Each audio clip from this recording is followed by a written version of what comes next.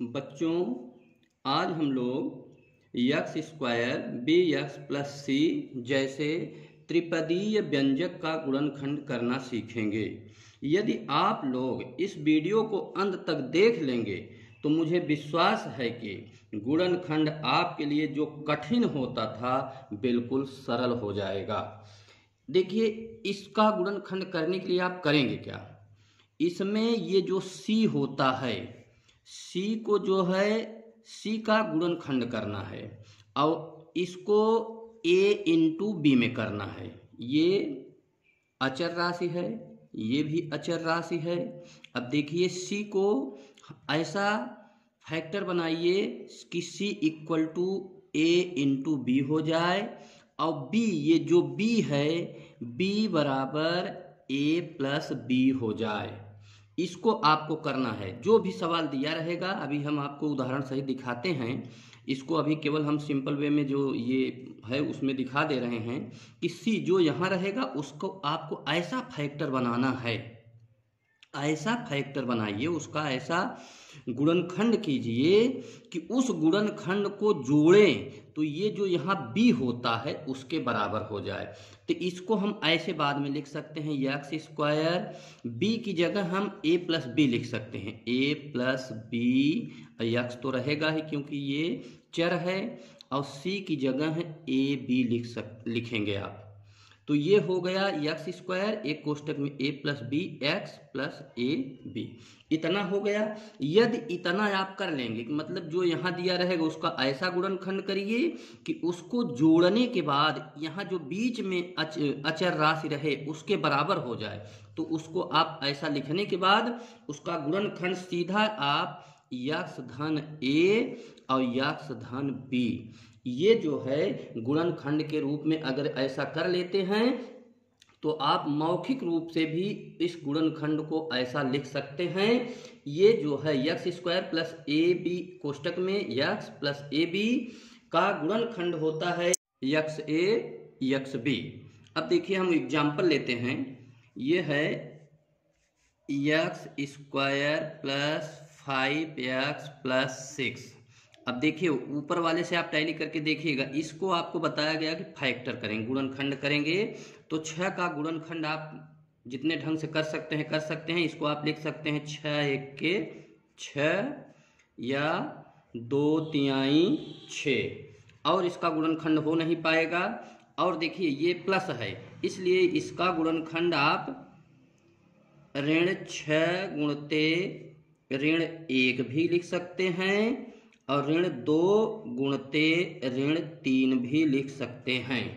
ये इधर वाले का आपको बताया गया है फैक्टर करना है, तो यहाँ जो 6 है उसका आप ऐसे गुणनखंड कर लीजिए। गुणनखंड करने के बाद आप देखिए कि इस गुणनखंड में हम किसको लें कि ये 5 के बराबर हो जाए। तो आपको, क्योंकि जोड़ने के बाद आपको a प्लस बी बताया गया है, जो गुणनखंड रहेगा उसको जोड़ेंगे तो ये आना चाहिए। तो आपको ये दिख रहा है, इसको आप जोड़ेंगे तो 6 एक साथ हो जाएगा, इसको आप जोड़ेंगे तो 2 और 3 5 हो जाएगा। तो आपको ये फैक्टर मिल रहा है, ये गुणनखंड आपको मिल रहा है, तो आपको यहाँ उसको रख देना है बस। X square plus plus 2x जो फैक्टर है, ये 5x को आप तोड़ कर रख दीजिए। 5x को 2x धन 3x में रख दीजिए और धन 6। केवल आपको 5x ये कैसे तोड़ना है, ये आपको यहाँ ये जो अचर राशि है उसका जो गुणनखंड किए हो उससे लेना है। अब ये 2x प्लस 3x 5x हो गया। अब देखिए, इसको पहले आपको बताया गया है कि इसका अब कॉमन फैक्टर लेंगे, कॉमन लेंगे, इसमें से ग्रुप बनाकर 2 इधर कॉमन लेंगे। तो इसमें देख रहे हैं यक्स यहाँ भी है और यहाँ भी यक्स स्क्वायर है, तो यक्स गुणते यक्स, तो यक्स यहाँ से आप कॉमन ले लेंगे तो यहाँ से बचेगा यक्स, अब धन यहाँ से बचेगा 2, फिर धन लगा देंगे आप। यहाँ 3 है और आपको पता है यहाँ भी 3 है, क्योंकि 6 बराबर 2 गुणते 3 होता है, इसको 2 गुणते 3 होता है, 6 का मान बराबर 2 गुणित 3 भी होता है। तो यहाँ भी 3 है, यहाँ भी 3 है। यदि इस 3 को अब हम बाहर ले लेंगे, 3 को कॉमन ले लेंगे तो यहाँ से बचेगा यक्स और यहाँ से ये बचेगा, ये धन है तो धन लगाएंगे 2। अब देखिए, इस गुणनखंड में ये जो त्रिपदीय व्यंजक होते हैं इनके गुणनखंड में एक चीज ध्यान, जो यहाँ आएगा कॉमन लेने के बाद जो यहाँ आया वही चीज यहाँ आना चाहिए। अब देखिए दोनों जगह यही है तो इसको भी हम कॉमन ले लेंगे, तो यक्स धन 2, यहाँ से बचा यक्स और प्लस 3, ये हो गया आपका गुणनखंड। एक दूसरा उदाहरण देखते हैं हम, जैसे दिया है P square minus 10p plus 16, आपको क्या बताया गया है, इसका गुणनखंड करना है।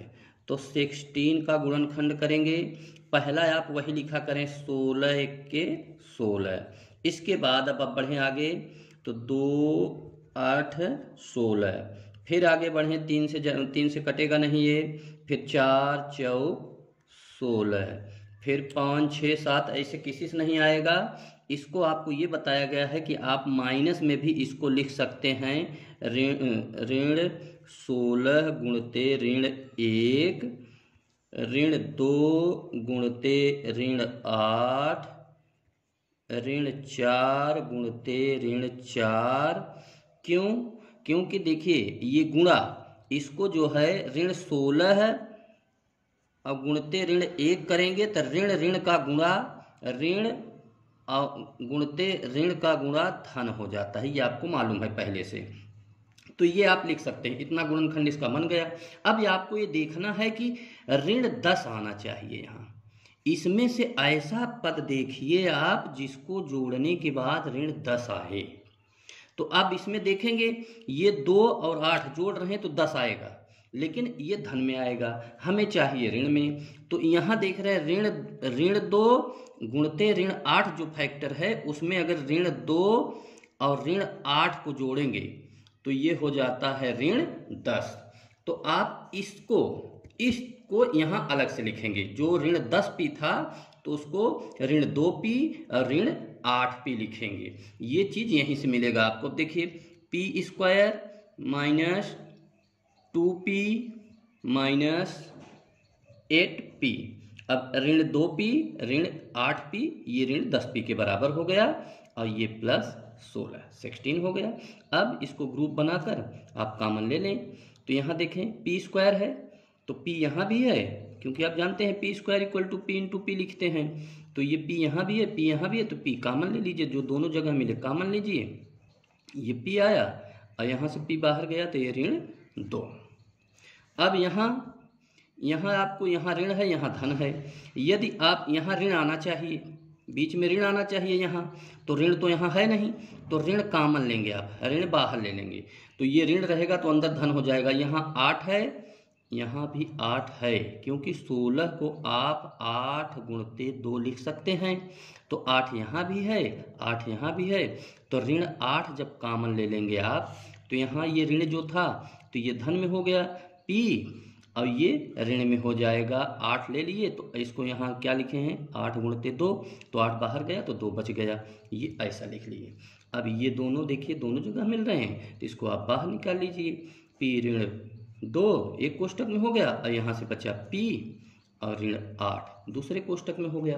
आपको पहले बताया गया है कि यदि आप चाहते हैं तो इसको मौखिक उत्तर भी निकाल सकते हैं कि अब देखिए यहाँ आपका फैक्टर ये हुआ ना ऋण 2 ऋण 8, तो इसको इसके साथ p ऋण 2 p ऋण 8 लिख सकते हैं। अब देखिए तीसरा उदाहरण एक हम देखते हैं, x square minus 4x minus 5, आपको वही बताया गया है कि इसका फैक्टर करना ही है आपको, और करना है और करने के बाद जोड़ने के बाद यहाँ ऋण 4 आना चाहिए, बस ऐसा फैक्टर। तो इसको ऋण 5 बराबर, तो 5 यहाँ ऋण नहीं रहेगा, ये केवल 5 का गुणा करना है, 5 का गुणनखंड 5 1 5, और इसको देखिए ये 5 1 5 है, आना चाहिए ऋण 5 आना चाहिए। अब देखिए ऋण 5 आने के लिए तो ऋण 5 गुणते 1 कर सकते हैं और या फिर 5 गुणते ऋण 1 कर सकते हैं, ये 2 काम करना है आपको, ये फैक्टर ऐसे ही करने हैं। और आपको देखिए यहाँ जो आएगा और वही जोड़ने के बाद यहाँ 4 होना चाहिए, तो यदि हम इसको लेते हैं ऋण 5 धन 1 ऋण 5 धन 1, तो ऋण और धन दोनों होता है। तो ऋण धन देखने के बाद आप बड़े अंक में से छोटे अंक को घटा देते हैं, तो 5 में से 1 जाता है तो बचेगा 4, और बड़ा जो अंक होता है उसका चिन्ह लगा देते हैं। और यदि इसको लेंगे तो गलत हो जाएगा, क्योंकि यहाँ ऋण में आना चाहिए, तो छोटा वाला घटेगा, छोटा वाला तभी यहाँ ऋण में आएगा, तो आप इसको यहाँ से लेंगे। तो यहाँ आप लिखेंगे एक्स स्क्वायर ऋण 5x, और दूसरा ये वाला ये ऋण में लिए आप, और ये धन में हो जाएगा धन x। एक x होता है तो वो x ही माना जाता है। अब देखिए ऋण 5x में से एक x खत्म हो जाएगा तो ऋण 4x हो जाएगा।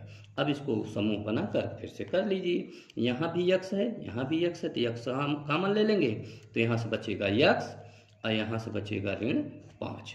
यहाँ देखिए कुछ नहीं है, तो आप जानते हैं 5 1 के 5, यहाँ आप लिखे भी हैं, यहाँ 5 1 के 5 होता है, और यहाँ 1x, इसको जो x होता है 1x बोला जाता है। यहाँ धन है तो धन लगा लें, 1 यहाँ भी है 1 यहाँ भी, जो कॉमन जो दोनों मिलेगा उसी को बाहर निकालते हैं, 1 बाहर ले लेंगे, तो यहाँ से बचेगा x ऋण 5।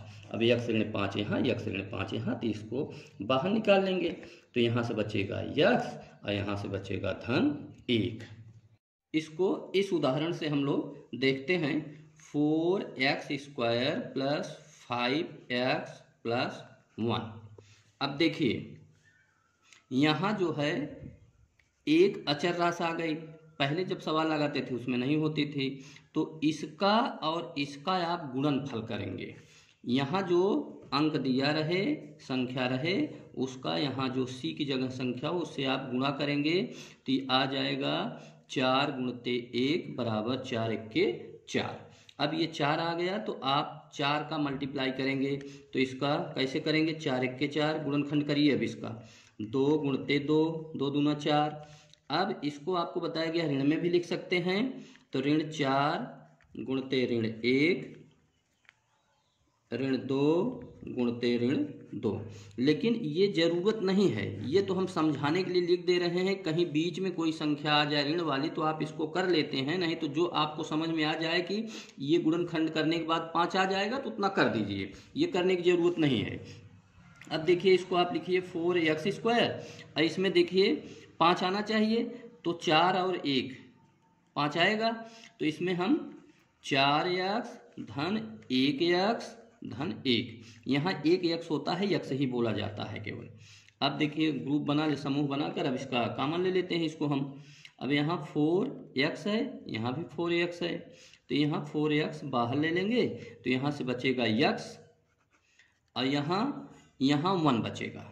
ये हर जगह 1 रहता ही है, 4x गुणते 1 रहता है, तो जब 4x बाहर, 4x गुणते 1 तो 4x ही आता है, तो 4x बाहर जाएगा तो 1 बचेगा। फिर यहाँ देखिए धन लगा देंगे, यहाँ भी 1 है, x गुणते 1 तो x ही आएगा, 1 गुणते 1 होता है तो 1 कॉमन लेंगे आप, तो यहाँ से बचेगा x धन 1। अब देखिए ये और ये दोनों में मिल रहा है, तो इसको बाहर निकाल लीजिए आप, x धन a, और इधर से बच जाएगा 4x प्लस 1। दूसरा उदाहरण हम लोग देखते हैं, 4p square plus 8p minus 5। आपको ये बताया गया है कि यहाँ जो रहेगा a, इसका जो यहाँ अचर राशि है, जो यहाँ इनका आप गुणा करेंगे, तो ये 4 है, यहाँ ऋण 5 है, 4 गुणते ऋण 5, तो ये हो जाएगा ऋण 20। अब ऋण 20 का आपको फैक्टर करना है, ऋण 20 का, तो आप पहले लिखेंगे ऋण 20 गुणते 1, 20 1 के 20 हो जाता है। फिर यहाँ लिखेंगे 2, ऋण 2 गुणते 10, 2 दूना 20 हो जाता है। फिर आप लिखेंगे ऋण 4 गुणते 5, 4 पंजे 20 हो जाता है। अब फिर देखिए, अब इसमें ऋण लगाए थे आप, अब बगल वाले में ऋण लगा दी, इसमें सटा दीजिए। जितने अगर ऋण वाली संख्या आ गई तो उसमें आप दोनों में लगा कर देखना पड़ेगा आपको। तो ऋण 1 गुणते 20, ऋण 10 गुणते 2, ऋण 5 गुणते 4। एक बार इसमें पहले में लगा था, दूसरे में हम यहाँ लगा कर देख लिए। अब आपको देखना है किसको हम जोड़ें, कि यहाँ धन 8 आए, इसमें से हम किसको जोड़ें। अब देखिए धन आना है तो आप बड़ी संख्या जो बड़ी धन में हो उसको लीजिए, जो संख्या धन में बड़ी हो, क्योंकि यहाँ देखिए ये ऋण 10 है, यहाँ 2 है, तो ये बड़ी ऋण में हो जा रही है, तो हमें ये वाला लेना है, क्योंकि ये धन 10 में है और ऋण 2 में है, तो इसको आप 10 और ऋण 2 में तोड़ेंगे। तो देखिए इसको कैसे तोड़ेंगे आप, 4p² ऋण 2p, क्योंकि ऋण 8p है तो 2p और धन 10p लिखेंगे आप, और ऋण 5। इतना लिखने के बाद जो यहाँ रहे वही इसको उस p के साथ, जो यहाँ रहेगा उसके साथ तोड़ देना है आपको।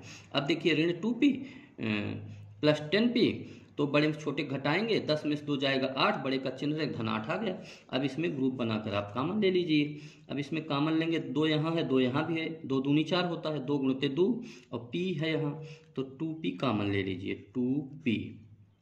तो यहाँ से बचा 2p, यहाँ बचा, और यहाँ बचा ऋण 1। अब यहाँ इसमें देखिए यहाँ 10 है तो 5 दूना 10, और यहाँ 5 है ही है, 5 यहाँ भी है, 5 1 के 5, तो यहाँ 5 और 1 है, और यहाँ 5 दूना 10, 5 और 2 है, तो ये धन लिखिए, तो 5 कॉमन ले लीजिए।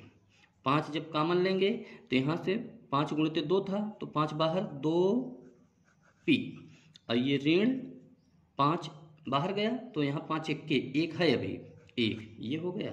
अब देखिए 2p -1 बाहर ले लेंगे तो यहाँ से बचेगा 2p + 5।